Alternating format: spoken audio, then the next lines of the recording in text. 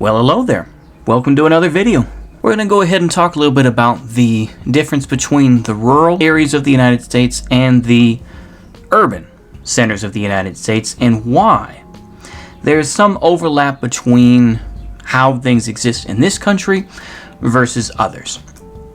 And we're going to talk a little bit about the proposed separations and everything else, and the alienation that exists between the rural and the urban centers of the United States. So, I think on a basic level, the difference is reliance. It's reliance on the system that exists right now. In general, people that live out in the country have to work a hard life, and they made it that way. They made themselves to be more self-sufficient because they wanted to go out into the country and not be told what to do. You already have that natural instinct, The same type of thing, of course, nowadays you can watch, Discovery Channel, and you can see the, Alaska frontier and see how Jules' father, Atz Kilcher, lived. And her brother Atz Lee Kilcher live. And, them rebuilding houses and, their other family members, herding sheep and other things like that. It's the same type of thing with that, I can't remember the other family's name offhand, but anyway, you get the idea. Is that they create a self-sufficient little society where everybody knows everybody. And everyone just kind of chooses to be out there so that they can live their own lives. And that they can be closer to nature. And they can also just, once again, it just comes down to independence. And that's what that breeds. The city, is much more about, the reliance on the government. In a lot of ways, it comes down to convenience versus actually having to go out and hunt for your food or trap, game or whatever, small game. You can just go to the burger joint down the road, or you can go to the sandwich shop, right? It's about convenience. There are many, many, many, many other separations, which I'm not going to even attempt to explain, but please do your research. I do encourage you. This is overall, as a bit of a disclaimer here, these are all just my thoughts and opinions. Don't take these 100% seriously. These are my assumptions and my views, but yeah. So we have that idea. Now we have had attempts in the past to have rural parties, such as the original People's Party, which came about through the Farmers Alliance, which was started in the late 1800s, in 1878 to be specific. It was more of a left-wing group. It was kind of part of the larger Granger movement. It was considered left-wing. And they were commonly called populists. Apparently, I think that there was a little bit of racism as well. But still, there are plenty of other examples, There are plenty of other parties that have existed back, in the 1800s, and of course even today. But there really isn't a specific party for rural people. The problem is, I think, is that in general, there's a lot of purposefully forgetting about rural people. And, folks that live out in the country that just may have a house. Some people may have, a huge group of cattle, or maybe they raise bison or something like that. And it's not just rich people like Ted Turner either. Or maybe they just live off the land, like all those Discovery Channel folks, that you see, I'm sure they don't get a check. Anyway, beyond that, though, is in terms of political movements today, you don't really see a huge representation of people that live in the rural sector, I guess. I hate to put it that way and sound more like a neo-lib, but I'll put it that way. I guess you could make the argument that maybe libertarians do to a point, but like I say, the Libertarian Party is a mess, and it's not really worth talking about. But the thing is, we are approaching this sort of screw you sort of mentality. Where it's just like, well, a lot of progressives and other left-wing folks who say, well, we have to get rid of the Electoral College. How could Montana have the same representation as California? The thing is that it's meant to be that way because at least it gives the illusion, the image that the United States is a fair and equal country and that we represent everybody. The fact is, it's never been that way. And you could cope and complain all you want to, but it has never been that way.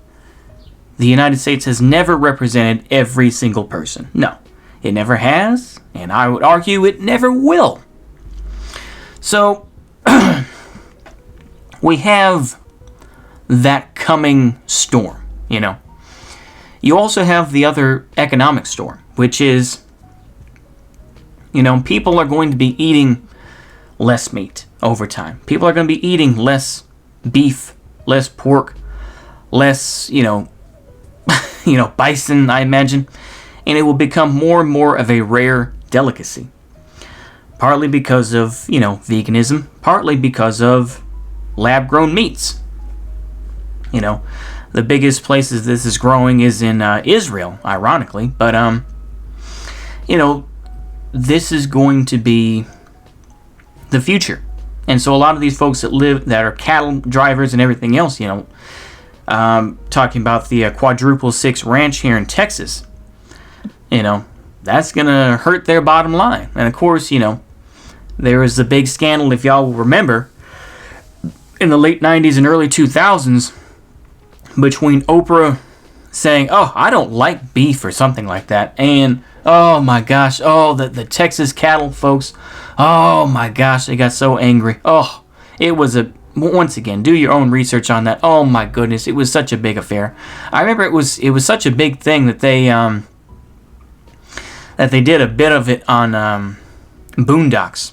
I don't feel like getting a copyright strike, but once again, I may put some clips, may put some pictures in between when I'm talking about this, but still, I'm just ranting and raving at this point. But these divides are huge, and these are going to be issues that are going to be coming up, and I don't think that everybody is ready for those arguments yet. So yeah, next up, I want to talk a little bit about kind of the historical aspect, and in particular about Germany. Let's just say Germany. So, of course, this is something that Wignats will talk about quite a bit, is the separation between the bigger cities in the Weimar Republic, like Berlin, for example, and the amount of debauchery and prostitution that existed versus the countryside, which was very much, they were struggling as well, but supported the Nazi Party over the more established parties like the Social Democratic Party or the KPD. This also turns into more of a religious factor.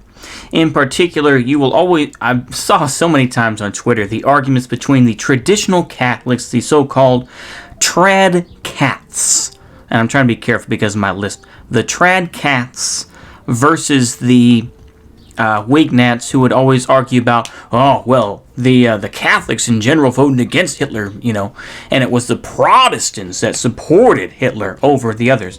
And primarily, if you look at that map, once again, is that kind of in general, those areas in black were considered more Catholic. So, of course, that's kind of another aspect as well, which you could kind of bring up in the U.S., but I think that's a very hard mix. So I do want to clarify some points here.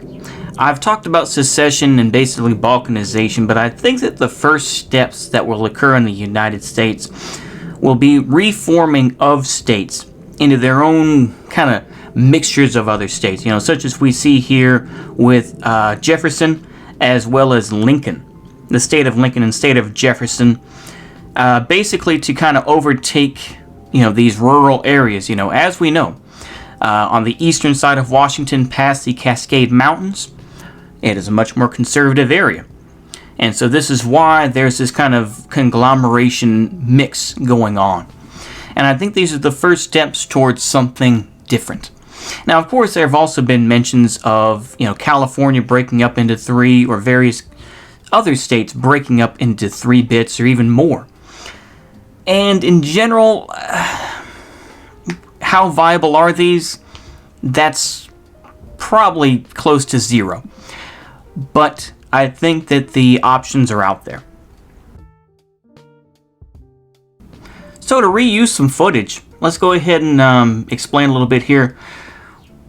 What in the world does this have to do with January 6th? Well, I think in general it has to do with a lack of understanding between 2 groups. Now, primarily, as a lot of genuine Marxist-Leninists and other, let's just say, loosely progressive, because I know left and right are kind of silly, so I'm going to say loosely progressive folks in general will rightly say that many of the folks who were at the Capitol on January 6th were more of your petty bourgeoisie types who had businesses and were much more called national capitalists, who did not have the resources of a Conoco or have the resources of a Nestle or any of these other multinational corporations that exist today. And this was their chance to fight back against that, because apparently Trump was going to defend them. Like I say, in my opinion, that's nonsense. They weren't, Trump was not going to defend them. But that is how it is seen by other folks. But it does show kind of the divide more, is that the urbanites trying to hold back the rural folks in general, And of course, this divide is very real. How it manifests itself in the future is going to get nastier and nastier. I think, once again, more of the Antifa folks say that a lot of the Proud Boys are coming from rural parts of Oregon and coming to Portland, Oregon in particular for this reason. So I'm trying to remain a centrist here in broad terms to kind of speak to, just to try to paint this picture here a little bit. But I think that there are some genuine concerns. This is not meant to be an exhaustive video about any of these issues at all, because, in general, I will be honest. I will go mask off and say that in general, I am more of a city slicking fool. Although I live in kind of a smaller city, I know that I have my biases in general. So I want to make that clear. I do want to make sure of that. And I think that it's something to... This is more of something to make people ask questions. And to say, what are the situations? Because like I say, to say that this situation is the same in Montana as it is in, Texas versus California, no. I know that there are differences there that, unless I was on the ground and had done research for at least probably 10 years, I could not answer with any relative confidence or any sort of relative, competence in general. So I think with that, this video is meant to be more of a question asker, to say, he brought up some interesting points, and I took this more as a scattershot sort of attitude, a scattershot attitude of, okay, let's hit a few different points in a row and see how these relate to one another. Is it necessarily the most coherent? Not necessarily. But I hope y'all enjoyed that, and ask questions if need be. Put in your comments and say, that was really good. Or say, you could do better. And I will take that criticism and go from there. But hopefully, hope y'all enjoyed that. See you later, and goodbye.